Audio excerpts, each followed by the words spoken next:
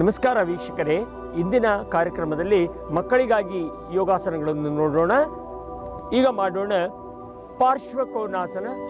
ದೇಹದ ಬಲಭಾಗದಲ್ಲಿ ನಮ್ಮ ಕಾಲನ್ನು ಚಾಚಬೇಕು. ಮೊದಲಿಗೆ ಪಾದವನ್ನು ಸೈಡಿಗೆ ಮಾಡಿ ನಿಧಾನವಾಗಿ ಬಲಗಡೆಯ ಕಾಲನ್ನು ಮಡಿಚಿ, ಮಂಡಿಯನ್ನು ಮಡಿಚಿ, ಪಾದದ ಪಕ್ಕದಲ್ಲಿ ನಿಧಾನಕ್ಕೆ ಬಲಗಡೆಯ ಹಸ್ತವನ್ನು ಇರಿಸಿ. ಈಗ ಇನ್ನೊಂದು ಕೈ ಕಿವಿಯ ಮೇಲೆ ನೇರವಾಗಿ ಇರಬೇಕು. ಸಹಜ ಉಸಿರಾಟ ಇರಬೇಕು. ಇದು ಪಕ್ಕೆಲುಬುಗಳ ನೋವಿಗೆ ಭಾಳ ಒಳ್ಳೆಯದು. ಮತ್ತು ಸೊಂಟದ ಪಕ್ಕದಲ್ಲಿರುವಂತಹ ಬೊಜ್ಜಿನ ಅಂಶವನ್ನು ಕರಗಿಸ್ತದೆ. ಮತ್ತು ಬೆನ್ನು ನೋವು, ಎದೆ ನೋವಿಗೆ ಇದು ಭಾಳ ಉತ್ತಮವಾದ ಆಸನ ಪಾರ್ಶ್ವಕೋನಾಸನ. ಅದರಲ್ಲಿ 5 ಸೆಕೆಂಡ್ ನಿಲ್ಲಿ ಮಕ್ಕಳೇ.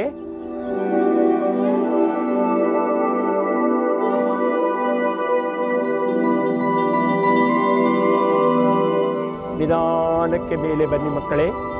ಅದೇ ರೀತಿ ನಾವು ಇನ್ನೊಂದು ಬದಿಯಲ್ಲಿ ಮಾಡೋಣ. ಕಾಲುಗಳನ್ನು ಜೋಡಿಸಿ ಮತ್ತೆ ತಾಡಾಸನ ಸ್ಥಿತಿಗೆ ಬರೋಣ. ಈಗ ಎಡಗಡೆಯ ಪಾದವನ್ನು ನಿಧಾನವಾಗಿ ಎಡಗಡೆಗೆ ತಿರುಗಿಸಿ, ನಿಧಾನವಾಗಿ ಪಾದವನ್ನು ಎಡಗಡೆ ತಿರುಗಿಸಿ, ಮಂಡಿಯನ್ನು ಮಡಿಚಿ.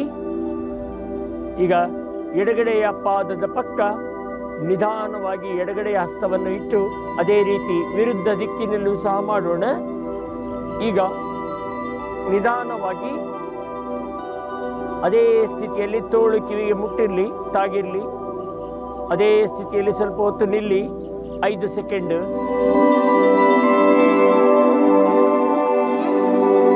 ನಿಧಾನಕ್ಕೆ ಮೇಲೆ ಬನ್ನಿ ಮಕ್ಕಳೇ. ಮತ್ತೆ ಪಾದಗಳನ್ನು ಜೋಡಿಸಿ ತಾಡಾಸನ ಸ್ಥಿತಿಗೆ ಬನ್ನಿ. ಸರ್ವಾಂಗಾಸನ ಇದು ಯೋಗಾಸನಗಳಲ್ಲಿ ರಾಣಿ. ಇದನ್ನು ಮಾಡೋದ್ರಿಂದ ದೇಹದ ಎಲ್ಲ ಕಾಯಿಲೆಗಳು ವಾಸಿಯಾಗ್ತದೆ. ಆದರೆ ಹೃದಯದ ತೊಂದರೆ ಇರುವಂಥವ್ರು ಇದನ್ನು ಮಾಡೋ ಹಾಗಿಲ್ಲ. ಇದು ಕಾಂಟ್ರಾ ಇಂಡಿಕೇಶನ್ ಅಂತ ಹೇಳ್ತಾರೆ.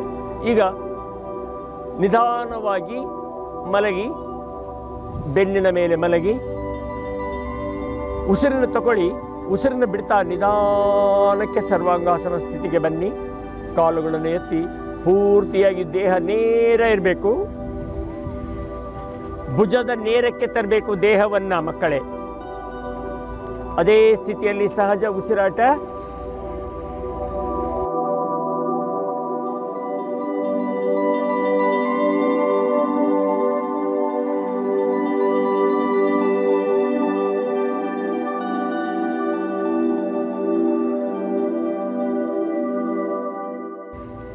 ನಿಧಾನಕ್ಕೆ ಅದೇ ಸ್ಥಿತಿಯಿಂದ ಹಲಾಸನಕ್ಕೆ ಬನ್ನಿ. ನೇಗಿಲಿನ ರೀತಿಯಲ್ಲಿ ದೇಹವನ್ನು ಮಾಡುವುದು. ಇದನ್ನು ಮಾಡುವುದರಿಂದ ಹೊಟ್ಟೆಯ ಕಾಯಿಲೆಗಳೆಲ್ಲ ವಾಸಿಯಾಗ್ತದೆ. ಆಮೇಲೆ ಜೀರ್ಣಶಕ್ತಿ ಜಾಸ್ತಿ ಆಗ್ತದೆ. ಇದರಿಂದ ಮಕ್ಕಳು ಇದ್ದರೆ 22 ವರ್ಷದ ಒಳಗಿನ ಮಕ್ಕಳು ಎತ್ತರ ಬೆಳೀಲಿಕ್ಕೆ ಇದು ಸಹಾಯ ಮಾಡ್ತದೆ. ಪಿಟ್ಯೂಟರಿ ಗ್ರಂಥಿಗೆ ಇದು ಭಾಳ ಸಹಾಯ ಮಾಡ್ತದೆ ಈ ಆಸನ. ಕುಳ್ಳುಗಿರೋ ಮಕ್ಕಳಿಗೆ ಇದು ಭಾಳ ಒಂದು ಪತಂಜಲಿಯಿಂದ. ಇದೇ ಸ್ಥಿತಿಯಲ್ಲಿ ಒಂದು 5 ಸೆಕೆಂಡ್ ನಿಲ್ಲಿ ಮಕ್ಕಳೇ.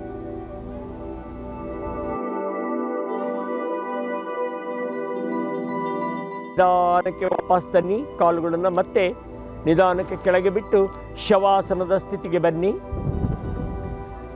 ಈಗ 1 ನಿಮಿಷ ವಿಶ್ರಾಂತಿ ತಗೊಳ್ಳಿ. ಮುಂದಿನ ಆಸನ ಧನುರಾಸನ. ಧನುಸ್ಸಿನ ಆಕಾರದಲ್ಲಿ ದೇಹವನ್ನು ಮಾಡುವಂಥದ್ದು. ಈಗ ನಿಧಾನವಾಗಿ ಮಕ್ಕಳೇ ಹೊಟ್ಟೆ ಮೇಲೆ ಮಲಗಿ, ನಿಧಾನವಾಗಿ ಮೇಲೆ ಇಳಿ, ಹೊಟ್ಟೆ ಮೇಲೆ ಮಲಗಿ.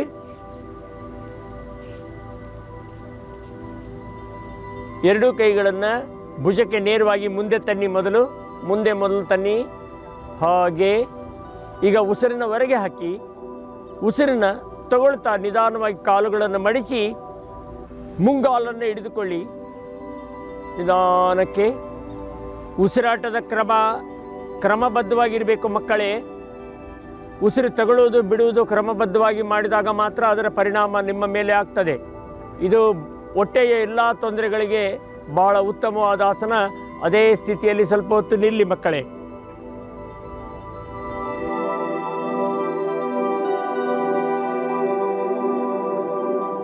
ನಿಧಾನವಾಗಿ ಬಿಡಬೇಕು, ದಪ್ಪಂತ ಬಿಡುವುದಲ್ಲ. ಯೋಗಾಸನ ಸ್ಥಿತಿಗೆ ಹೋದಾಗ ಹೇಗೆ ಹೋಗಿರ್ತೀವಲ್ಲ ನಿಧಾನಕ್ಕೆ, ಅದೇ ರೀತಿ ವಾಪಸ್ ಬರುವಂಥದ್ದು. ಅದಕ್ಕೆ ಮೌಂಟಿಂಗ್ ಆ್ಯಂಡ್ ಡಿಸ್ಮೌಂಟಿಂಗ್ ಅಂತಾರೆ. ಅವೆರಡೂ ಕರೆಕ್ಟಾಗಿರಬೇಕು.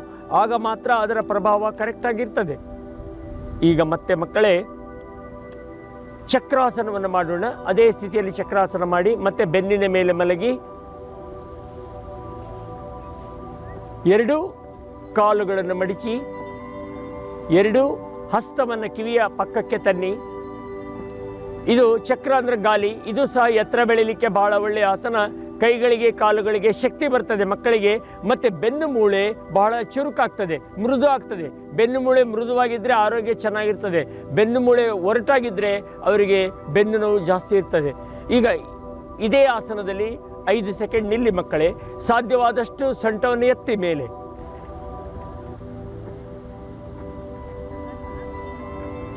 ಒಂದು, 2, 3, 4, 5.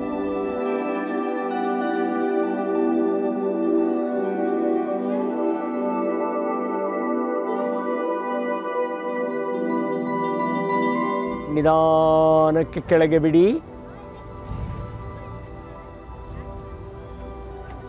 ಈಗ ಅದೇ ಸ್ಥಿತಿಯಲ್ಲಿ 1 ನಿಮಿಷ ಶವಾಸನದ ಬನ್ನಿ ಸ್ಥಿತಿಗೆ.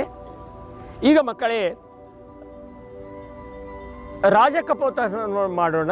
ರಾಜಕಪೋತಾಸನ ಅಂದರೆ ಪಕ್ಷಿಗಳಿಗೆಲ್ಲ ರಾಜ ಕಪೋತ ಪಾರಿವಾಳ.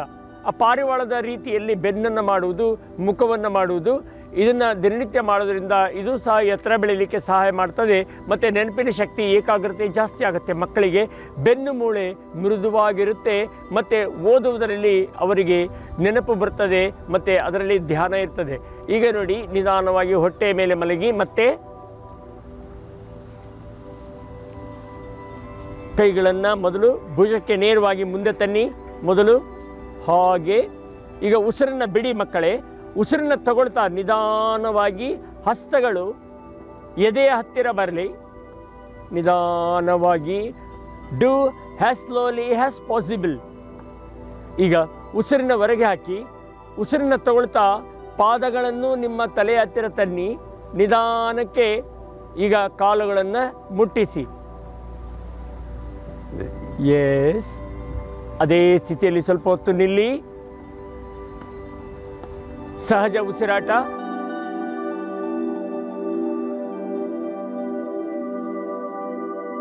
ನಿಧಾನಕ್ಕೆ ವಾಪಸ್ ಬನ್ನಿ ಮಕ್ಕಳೇ. ಕೈಗಳನ್ನು ಮತ್ತೆ ಕೆಳಗೆ ಬಿಡಿ.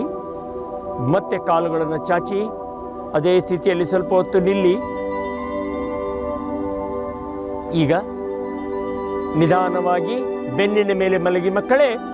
ಹಿಂದೆ ಋಷಿಗಳು ವಿಶೇಷ ರೀತಿಯಲ್ಲಿ ನಿದ್ರೆ ಮಾಡೋರಂತೆ. ಅದಕ್ಕೆ ಯೋಗ ನಿದ್ರಾಸನ ಅಂತ ಹೇಳ್ತಾರೆ. ಇದನ್ನು ಮಾಡೋದ್ರಿಂದ, ಈ ಯೋಗ ನಿದ್ರಾಸನವನ್ನು ಮಾಡೋದ್ರಿಂದ ಎಲ್ಲ ತೊಂದರೆಗಳು ನಿವಾರಣೆ ಆಗ್ತದೆ. ಮತ್ತು ಇದನ್ನು ಮಾಡಿದರೆ ಬೊಜ್ಜು ಕರಗುತ್ತೆ ಮತ್ತು ಆರೋಗ್ಯಕ್ಕೆ ಭಾಳ ಒಳ್ಳೆಯದು. ಇದನ್ನು ಮಾಡಬೇಕು. ಮಕ್ಕಳಿಗೆ ಭಾಳ ವಿಶೇಷವಾದ ಆಸನ ಇದು. ಋಷಿಮುನಿಗಳು ನಿದ್ರೆ ಮಾಡ್ತಾ ಇದ್ದಂಥ ಒಂದು ಪೋಶ್ಚರ್ ಇದು. ನಿಧಾನಕ್ಕೆ 2 ಕಾಲುಗಳನ್ನು ಕುತ್ತಿಗೆ ಹಾಕಿಕೊಂಡು ನಿಧಾನಕ್ಕೆ ಯೋಗ ನಿದ್ರಾಸನ ಸ್ಥಿತಿಗೆ ಬನ್ನಿ. ಋಷಿಮುನಿಗಳು ಹಿಂದೆ ಈ ರೀತಿ ಮಲಗಿರ್ತಾ ಇದ್ರಂತೆ.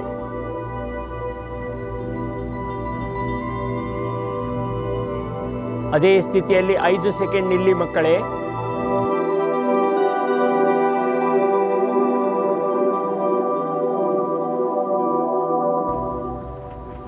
ನಿಧಾನವಾಗಿ 2 ಕಾಲುಗಳನ್ನು ಬಿಡಿ.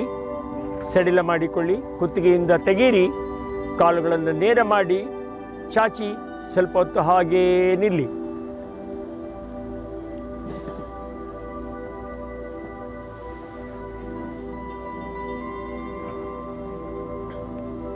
ಈಗ ಮುಂದಿನ ಆಸನವನ್ನು ಮಾಡೋಣ ಮಕ್ಕಳೇ. ಬಕಾಸನ. ಬಕಾಸನ ಅಂದರೆ ಕೊಕ್ಕರೆ ಹಾಗೆ ದೇಹವನ್ನು ಮಾಡುವುದು. ಕೊಕ್ಕೆ, ಕ್ರೇನ್ ಅಂತ ಹೇಳ್ತೇವೆ. ಆ ರೀತಿ ಆಸನವನ್ನು ಮಾಡೋದ್ರಿಂದ ಕೈಗಳಿಗೆ ಶಕ್ತಿ ಬರುತ್ತೆ, ಭುಜಗಳಿಗೆ ಶಕ್ತಿ ಬಂದು ಭುಜಗಳು ವಿಶಾಲ ಆಗ್ತದೆ ಮತ್ತು ಸೊಂಟಕ್ಕೆ ಭಾಳ ಶಕ್ತಿ ಕೊಡುವಂಥ ಆಸನ. ಈಗ ನಿಧಾನವಾಗಿ ದಂಡಾಸನ ಸ್ಥಿತಿಗೆ ಬನ್ನಿ ಮಕ್ಕಳೇ. ಕುಳಿತುಕೊಳ್ಳಿ. ನಿಧಾನವಾಗಿ 2 ಕೈಗಳನ್ನು ನೆಲಕ್ಕೆ ಇಡಿ. 2 ಹಸ್ತದ ಮೇಲೆ ನಿಲ್ಲಿ. 2 ಮಂಡಿಗಳನ್ನು ಕಂಕಳು ಅಥವಾ ಬಗಲಿನ ಭಾಗಕ್ಕೆ ತನ್ನಿ. ಈಗ ಸಂಪೂರ್ಣವಾಗಿ ನೋಡಿ, ಈ ಆಸನದ ವಿಶೇಷತೆ ದೇಹದ ಭಾರ ಪೂರ್ತಿ 2 ಕೈಗಳ ಮೇಲೆ ಇರುತ್ತೆ ಮತ್ತು ಶಕ್ತಿ ಜಾಸ್ತಿ ಆಗುತ್ತೆ ಈ ಆಸನ. ಈ ಆಸನವನ್ನು ಮಾಡೋದ್ರಿಂದ ಶಕ್ತಿ ಜಾಸ್ತಿ ಆಗುತ್ತೆ ಮತ್ತು ಏಕಾಗ್ರತೆ ಹೆಚ್ಚುತ್ತೆ. ಪ್ರಾರಂಭಿಸಿ ಮಕ್ಕಳೇ, ಮಾಡಿ. ಮುಂದೆ ನೋಡಿ, ಸಾಧ್ಯವಾದಷ್ಟು ಅದೇ ಸ್ಥಿತಿಯಲ್ಲಿ ಸ್ವಲ್ಪ ಹೊತ್ತು ನಿಲ್ಲಬೇಕು ಮಕ್ಕಳೇ.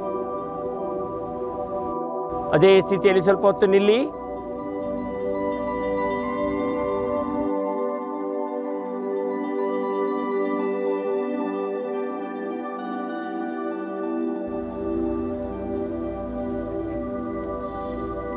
ಈಗ ಸುಖಾಸನದಲ್ಲಿ ಕೂತ್ಕೊಳ್ಳಿ.